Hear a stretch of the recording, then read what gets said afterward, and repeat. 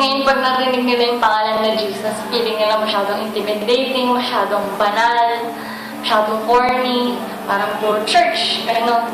Pero ang na-miss out nila is yung message ng love and forgiveness ni Jesus.